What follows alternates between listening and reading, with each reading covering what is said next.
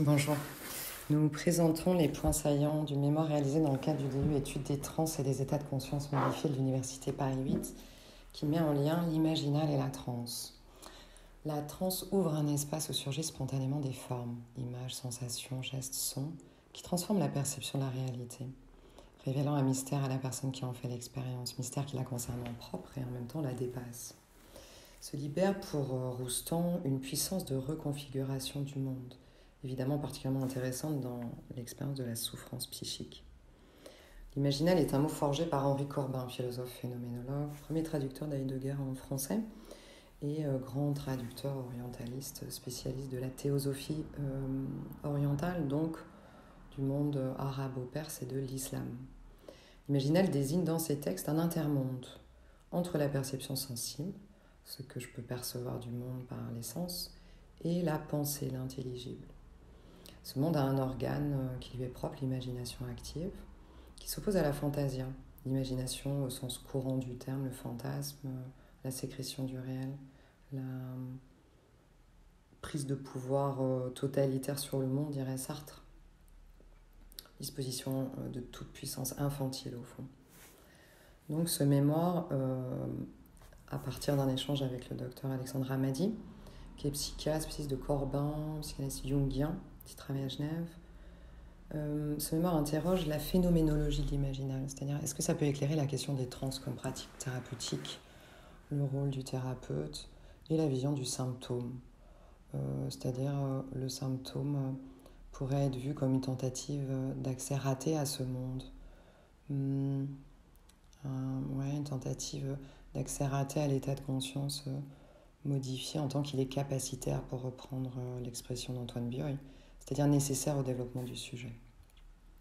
L'entrée en transe est consécutive à un agir qui est paradoxal, qui est un non-agir en fait. C'est-à-dire que si l'expérience est voulue, recherchée par le sujet, la volonté ne peut pour autant porter que sur la préparation, la disposition, l'acceptation du rituel par exemple, le consentement à la pratique. Corbin parlerait de devenir l'ego d'un cogitor. En effet, en transe, la personne est transportée hors du jeu, JE. Les liens familiers entre pensée, ressenti ou émotion n'opèrent plus. Si la transe peut être attachée aux états modifiés de conscience, la conscience entendue dans son activité réflexive, c'est-à-dire le fait de se regarder, est mise entre parenthèses. Cette mise entre parenthèses est peut-être en lien avec l'expérience de la présence, la question de la présence. En tout cas, elle permet l'émergence des nouveaux possibles, la créativité. Il y aurait deux modalités de la faculté d'imagination. Comme si l'imagination était une pièce de monnaie. Une phase de la pièce, c'est la fabrication du réel, où le jeu JE est actif, auteur, central. Et l'autre face est l'imagination active, dans le monde imaginal, où le sujet est passif, réceptif, éminemment présent peut-être, en lien avec le monde, en retour, où il peut recevoir quelque chose qui lui est donné. Dans la transe hypnotique, telle que comprise par Roustan, c'est un agir qui est un retour à la nature d'homme, où le savoir se dissout en faire. Donc on voit le lien là entre la pensée, l'intelligible et ce type d'action. Dans la transe cognitive auto-induite de Corinne Sombrin, l'agir est une interaction, une transformation.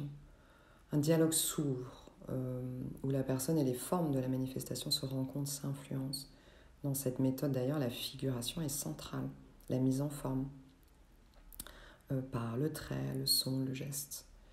Cette figuration est en lien avec l'effet d'agence tel que le définit Descola, c'est-à-dire la disposition à l'action. Les figures qui adviennent et aussi le fait d'en garder trace, de les contempler, sont des attracteurs, des réceptacles d'une force impersonnelle qui se manifeste selon la situation singulière de chacun et pour lui-même. Donc en fait, l'imaginal, on pourrait dire, c'est l'ensemble des formes qui ont un pouvoir d'action et potentiellement guérissent. Ces formes surgissent, mettent sur la brèche force à tourner. Et l'accompagnement thérapeutique, au fond, ça serait une préparation à ce retournement, un accompagnement à son intégration. Donc la guérison est vue non pas comme un état fixe, on serait débarrassé du symptôme, mais bien la possibilité de cette expérience éminemment vitale ou vitalisante dans la vie même du sujet, au cœur de sa vie. Cette sensation de vitalité. qui pourrait être convoqué ensuite par le sujet grâce à la faculté d'imagination. Cette vision est portée par l'enthousiasme et pour Alexandre Hamadi, cette qualité est essentielle au thérapeute. L'enthousiasme, c'est-à-dire le désir, l'appétit pour la guérison, le contraire de l'abolie ou du scepticisme dénoncé par James au début du siècle dernier, qui consiste à faire de la souffrance une fatalité, de la maladie psychique une fatalité.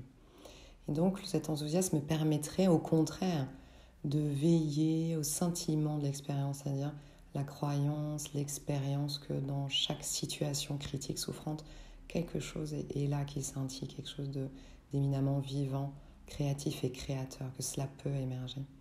C'est ce mouvement qu'accompagnerait le thérapeute. Et c'est là l'apport essentiel, au fond, de la transe et des états de conscience modifiés dans le changement thérapeutique. Merci beaucoup.